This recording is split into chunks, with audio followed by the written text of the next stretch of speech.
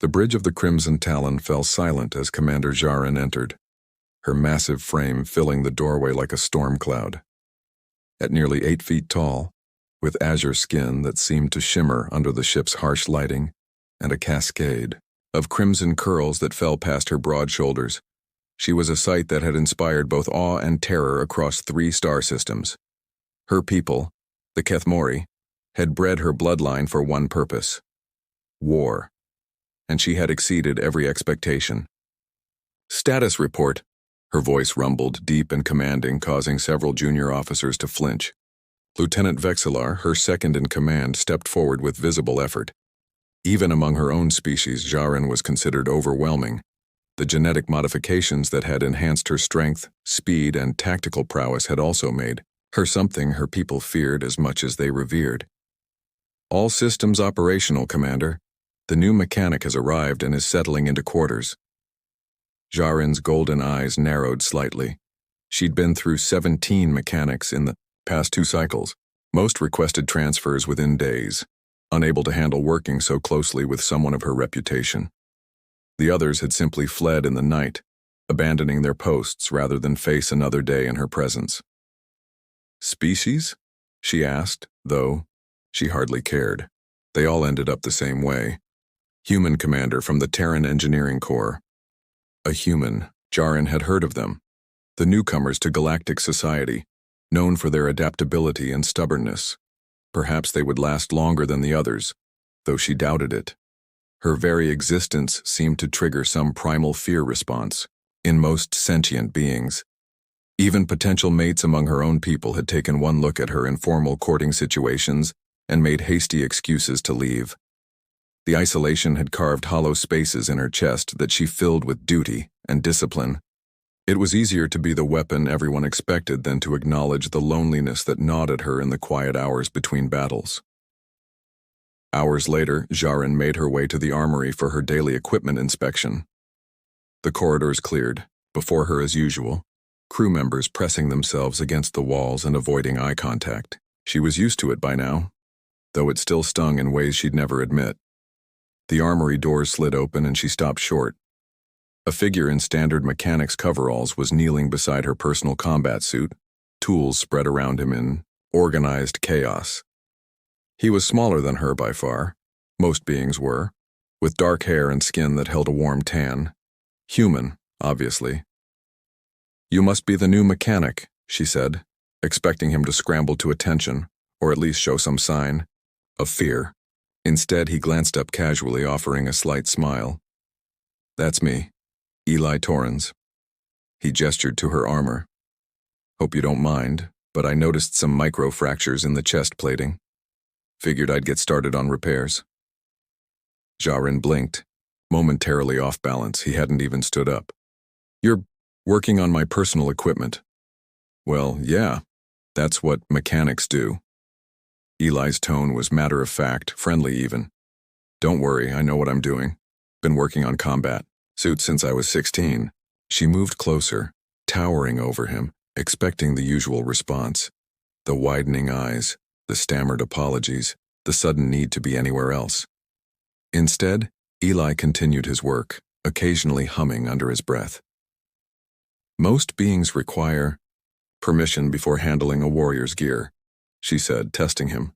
"Most beings probably don't know that leaving microfractures untreated can result in catastrophic failure during combat," he replied, not looking up. "And I'm guessing you can't afford that kind of equipment failure." Something inside Jarin's chest shifted, a sensation she couldn't quite identify. When was the last time someone had spoken to her like this? Not with fear or forced respect, but with simple, practical concern. "You're not afraid," she observed. Eli finally looked up, meeting her golden eyes without flinching. "Should I be? You haven't threatened me and your armor needs fixing. Seems pretty straightforward to me." For the first time in longer than she could remember, Jarin didn't know what to say. She stood there, this legendary warrior who had brought entire enemy fleets to their knees, completely disarmed by a human mechanic who treated her like a person. "I'll leave you to your work," she managed, backing toward the door. "Hey, Commander, Eli called after her. I make decent coffee if you want some later.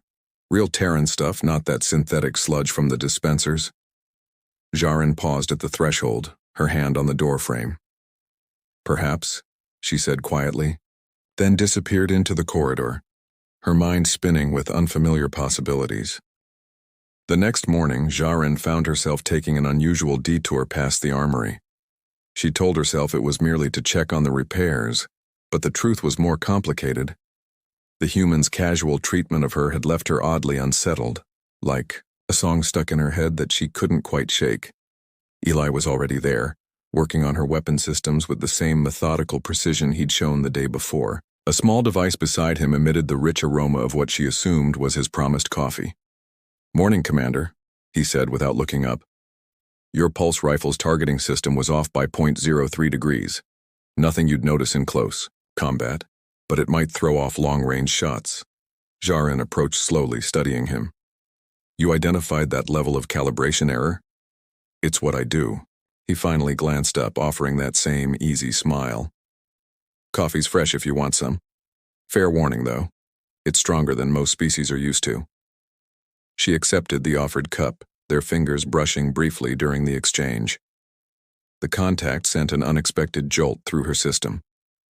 When she sipped the dark liquid, its bitter warmth spread through her chest and she found herself genuinely enjoying it. "It's acceptable," she said, which in her vocabulary was high praise. "I'll take that as a glowing review." Eli's eyes crinkled with amusement. "So what's it like being the most feared warrior in 3 systems?" The question was so direct, so casual, that Jarin nearly choked on her coffee. What? Come on, I've heard the stories. Single-handedly took down a Veltar battlecruiser, defeated the champion of Kepler Station in hand-to-hand combat, led the assault on the Crimson Nebula pirates. He continued working as he spoke. Must be a lot of pressure. No one had ever asked her about the pressure.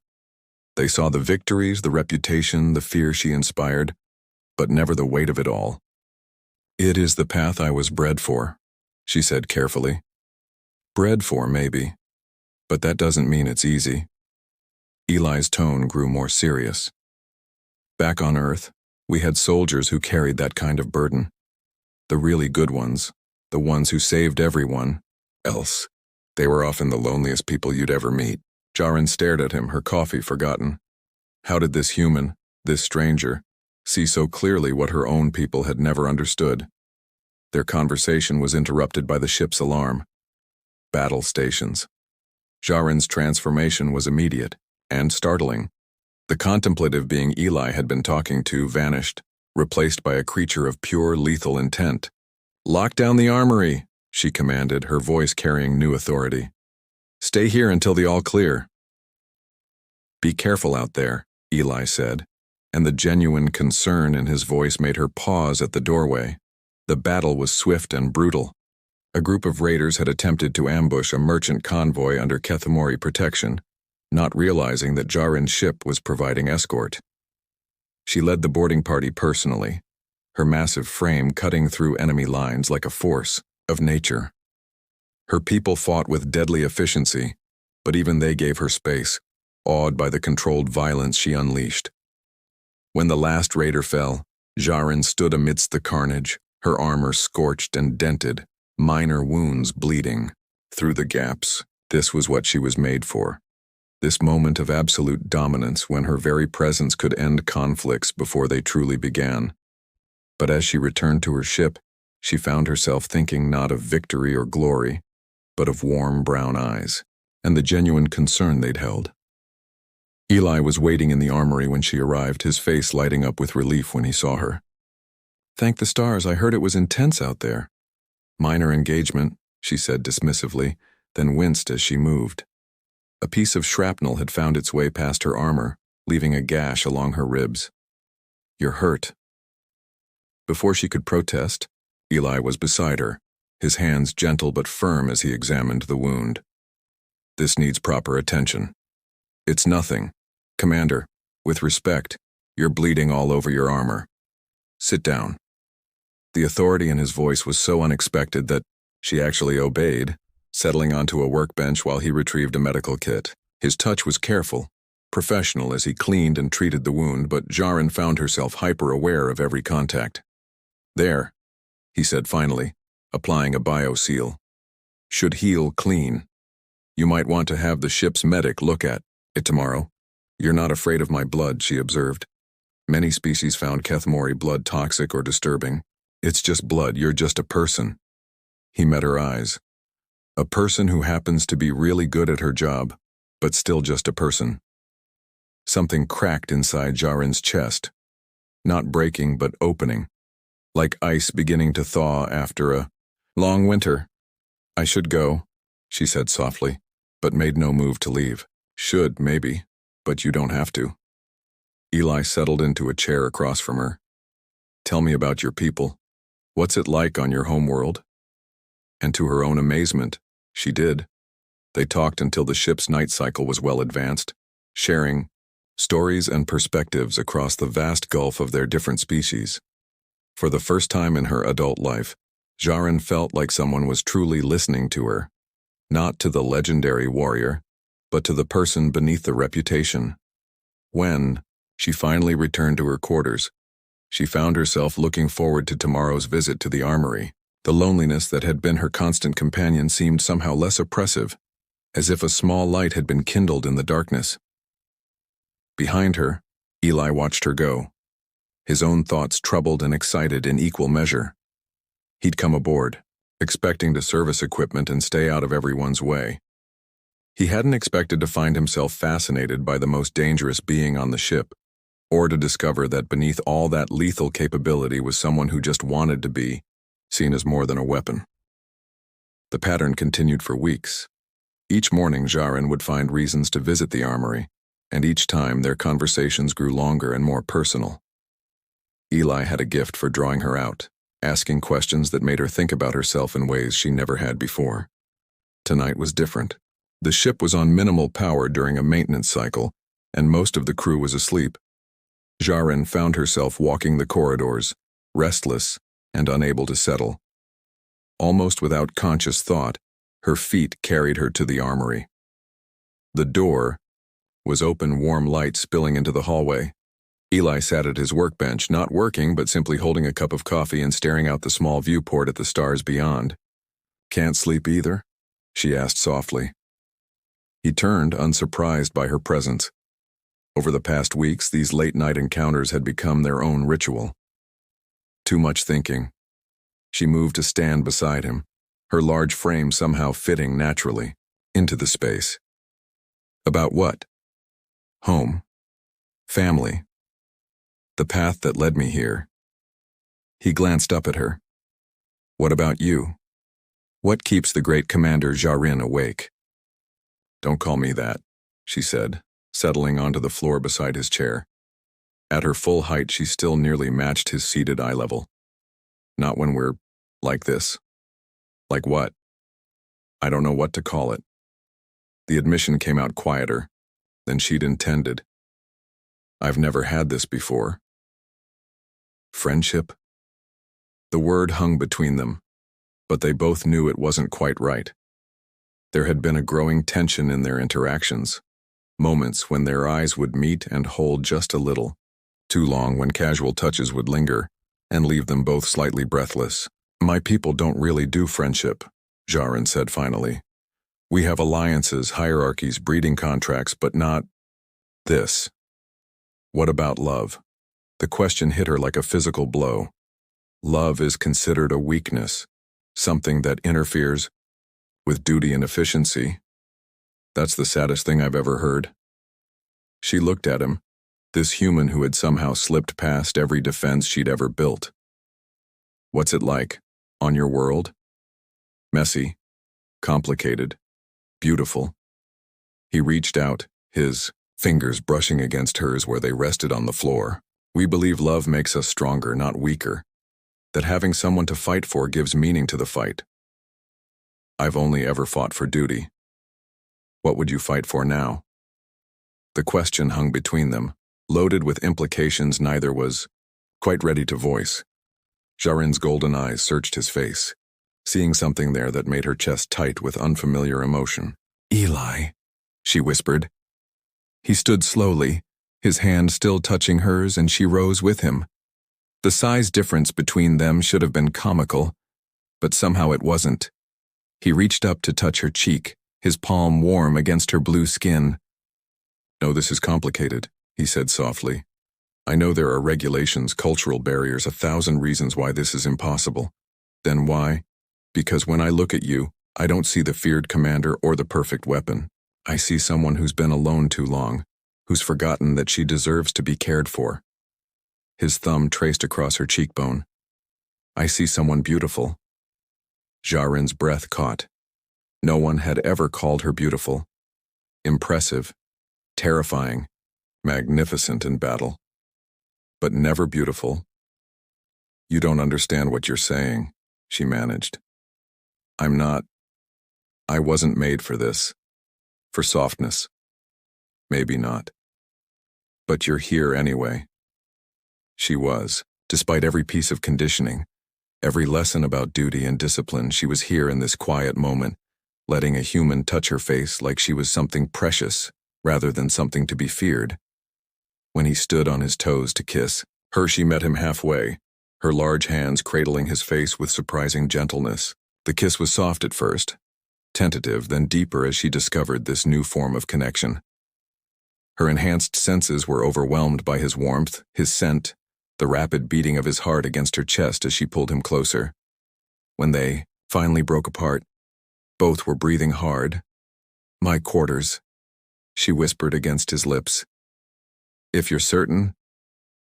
"I've never been more certain of anything in my life." Her quarters were sparse, functional, a warrior's space with little room for personal touches. But as Eli's hands found the fastenings of her armor, helping her remove the layers of protection she wore like a second skin, the room felt transformed. Each piece that fell away seemed to take some of her isolation with it. "You're perfect," he murmured against her throat, his lips tracing patterns on her blue skin that made her shiver with new sensation. "I'm dangerous," she protested, even as her hands explored the planes of his smaller, more fragile body. "So am I, in my own way." He smiled up at her. "We'll be dangerous together." They came together with a passion that surprised them both. Her strength held carefully in check, his gentle determination breaking down walls she'd spent a lifetime building. For the first time in her existence, Jaren understood what it meant to be vulnerable with another being, to trust someone completely with not just her body but her heart. Afterward, as they lay entwined in her narrow bunk, Eli's head pillowed. On her chest she felt something she'd never experienced before, complete peace. "What happens now?" she asked the darkness. "Now we figure it out together," he replied, his arm tightening around her waist. "One day at a time." But even as she held him close, Jaren knew their peaceful moment couldn't last. Tomorrow would bring duty, regulations, and the complicated reality of a relationship that challenged everything her people believed about strength and weakness. For tonight, though, she was content to hold this human who had seen through her armor to the lonely heart beneath, and who had somehow convinced her that she deserved to be loved. The change in Jaren was subtle but unmistakable. Her crew noticed it first, the way her golden eyes would soften when she thought no one was looking, how her voice had lost some of its harsh edge during briefings. She still commanded with absolute authority, but there was something different, something almost content about their feared leader. Lieutenant Vexillar was the first to voice what many were thinking. "Commander, forgive the observation, but you seem different lately."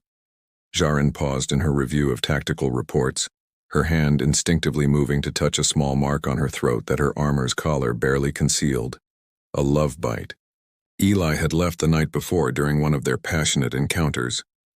"Different how?" she asked carefully. "Less intense. The crew is wondering if perhaps you've been receiving good news from High Command. If only it were that simple." The truth was far more complicated and infinitely more dangerous to her career. Her relationship with Eli had deepened over the past month into something that consumed her thoughts and transformed her understanding of herself. Their nights together had become a sanctuary where the legendary warrior could simply be Jaren.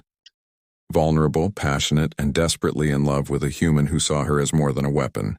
Perhaps I'm simply satisfied with our current mission parameters, she deflected.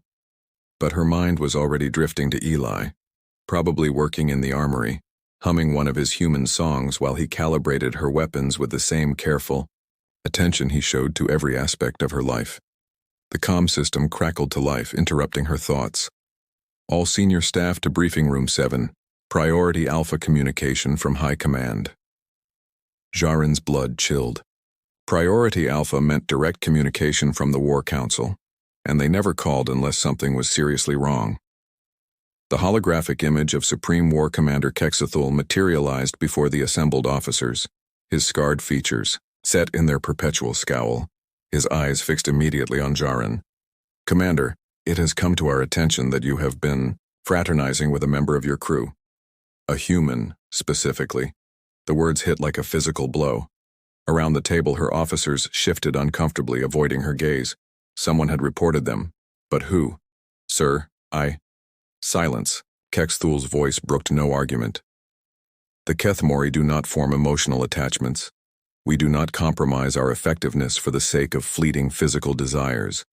Your behavior is not only a violation of military protocol, but a betrayal of everything you were bred to be."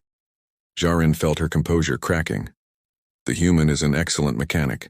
His presence has improved ship efficiency by 12%. His presence has made you weak." The accusation hung in the air like a blade. "You will terminate this association immediately.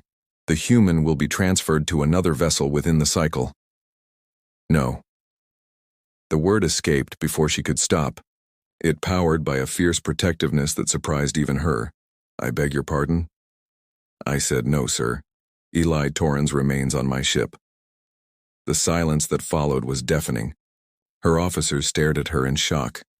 No one defied the War Council, least of all over something as trivial as a crew assignment. "Commander Jaren, you are dangerously close to insubordination. Then court-martial me." She stood, her full height imposing even through the hologram. "But you will not punish Eli for my choices." The communication ended abruptly, leaving the briefing room in stunned silence. Vexillar was the first to speak. "Commander, what have you done?" Before she could answer, the ship shuddered under weapons. Fire. The red alert klaxons began wailing as the lights flickered to emergency illumination. "All hands to battle stations," Jaren commanded, her personal crisis temporarily forgotten in the face of immediate danger. "Vexler, report. 3 War Council enforcement vessels closing fast. They're demanding we prepare to be boarded. They'd come for her." The realization hit like cold steel in her gut. By defying direct orders, she'd not only endangered her own career but put her entire crew at risk. "Commander," her communications officer called out. "Incoming transmission from the lead vessel. They're demanding you surrender yourself and the human for immediate transfer." Jaren's mind raced. She could surrender, accept whatever punishment awaited, and hope they'd show mercy to her crew. Or, "All hands. This is your commander. Prepare for combat." The bridge erupted in shocked protests, but she silenced them with a look. "I will not surrender to those who would punish love and call it duty. Eli." The human appeared on the internal comm screen, his face tight with worry. "I'm here, Jaren. I heard what happened. Can you give me full power to weapons and shields?" "Already working on it, but we're outnumbered 3-1. Then we'd better make this count." The battle was brief but vicious. Jaren's tactical brilliance, combined with her crew's loyalty and Eli's mechanical genius, allowed them to disable 2 of the 3 enforcement vessels. But their own ship took heavy damage in the process. As they limped toward the nearest neutral system, Eli found her in her quarters, slumped over damage reports. "We can't go back," she said without looking up. "I've made us all criminals." "No," he said firmly, kneeling beside her chair. "You made a choice. You chose love over fear, connection over isolation." His hands found hers. "I'm proud of you. I've destroyed everything. My career, my purpose. You found something better." He tilted her chin up, forcing her to meet his eyes. You found yourself. The real you. Not the weapon they made you into. That night, as their damaged ship drifted through space toward an uncertain future, they made love with a desperate passion, knowing it might be their last time together if the authorities caught up with them. Jaren poured all her fear and love into their joining, claiming Eli's body as thoroughly as he'd claimed her heart. Whatever happens, she whispered against his skin as they lay entwined afterward. I want you to know. You gave me something I never thought I could have. What's that? A choice. She pulled him closer. For the first time in my life, I chose something for myself. I chose you. And I choose you, he replied, sealing the promise with a kiss that tasted of hope and defiance. Always. Outside their quarters, the stars wheeled silently past, carrying them toward whatever fate awaited two lovers who had dared to challenge an empire for the right to love each other. 3 months later, the small mining station of Haven's Rest buzzed with unusual activity. Word had spread through the outer systems of something unprecedented, a Keth Mori war vessel operating as independent traders, led by a legendary commander who had abandoned her military career for love. Jaren stood in the station's marketplace, her distinctive blue skin and crimson curls drawing stares, but for the first time in her life, they weren't looks of fear. Here, among the outcasts and free traders of the frontier, she was simply another being trying to make her way in the galaxy. The power coupling for Section 7, Eli said, appearing at her side with an armload of supplies, should keep us running smooth for another few months. She smiled at him, an expression that still felt new but increasingly natural. Any word from Vexlar? The crew's adapting well. Turns out half of them were ready for a change anyway. He bumped her shoulder companionably. Funny how many soldiers get tired of taking orders and never making choices. Their transition from military vessel to independent operation hadn't been easy. Several crew members had chosen to transfer to other Keth Mori ships rather than face exile from their society. But those who remained had embraced their new freedom with surprising enthusiasm. Commander!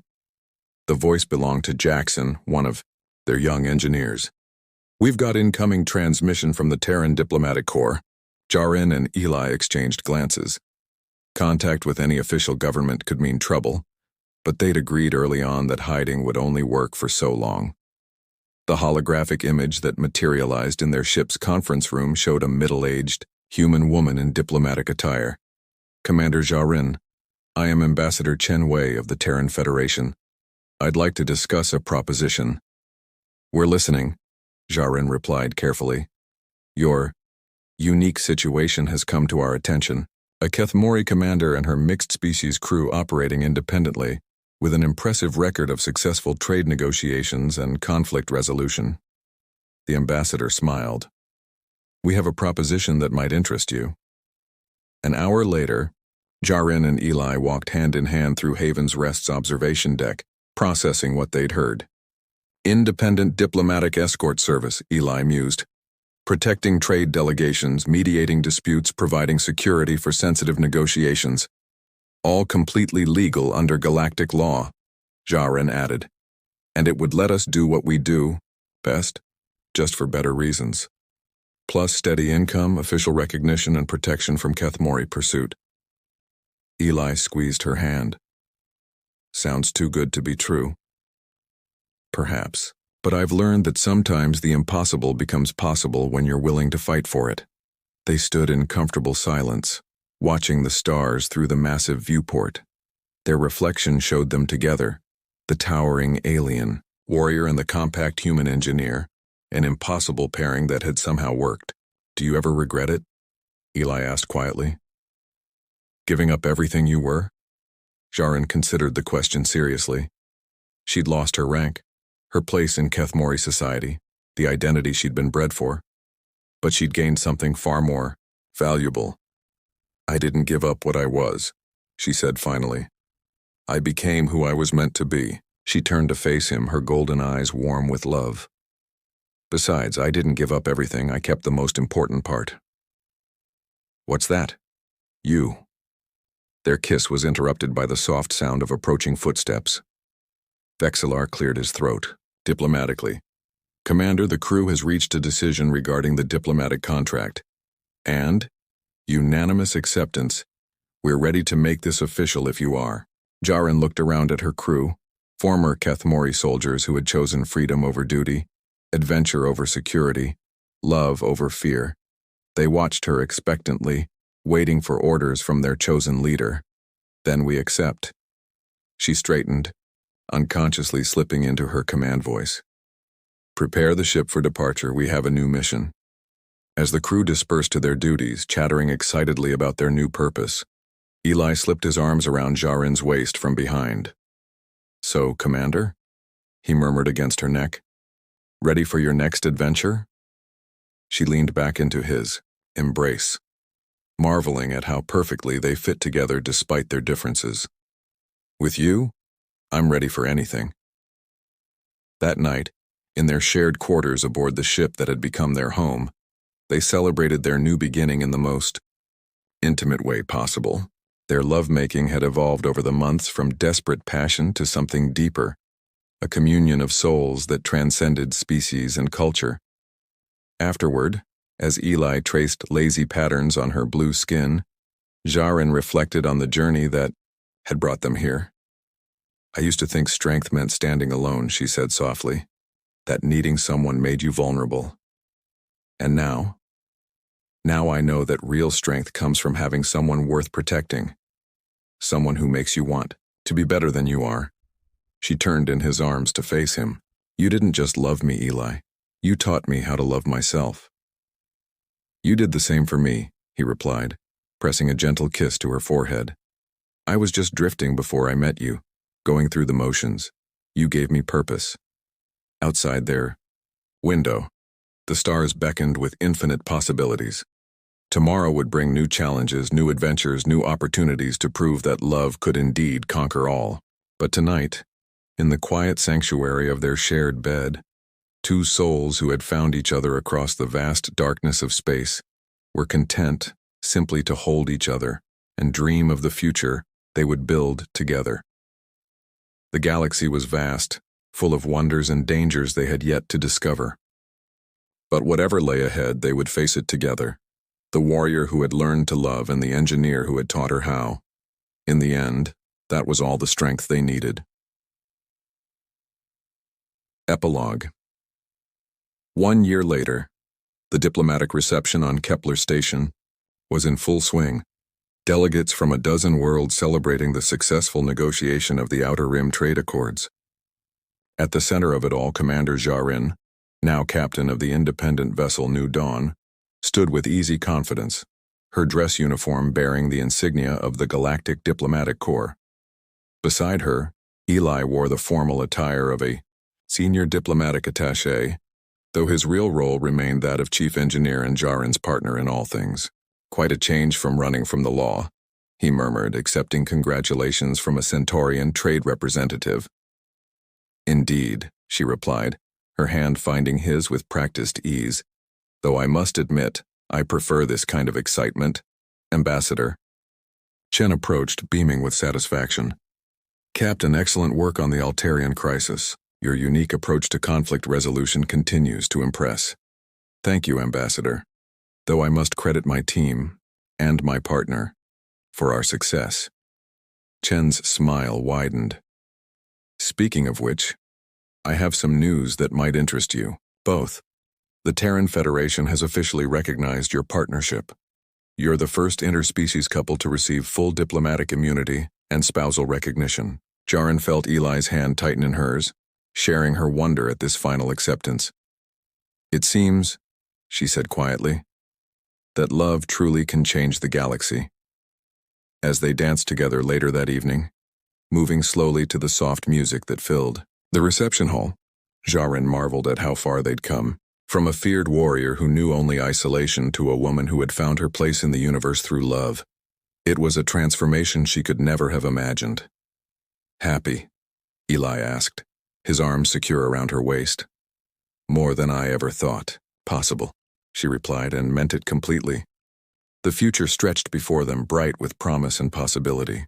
Together, they had proven that even the most unlikely love could flourish, that connection could triumph over conditioning, and that sometimes the greatest strength came not from standing alone, but from choosing to stand with someone who saw your heart beneath the armor.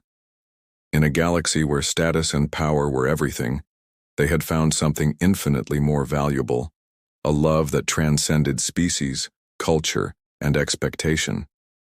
And in doing so, they had not only changed their own lives but had begun to change the galaxy itself, one heart at a time.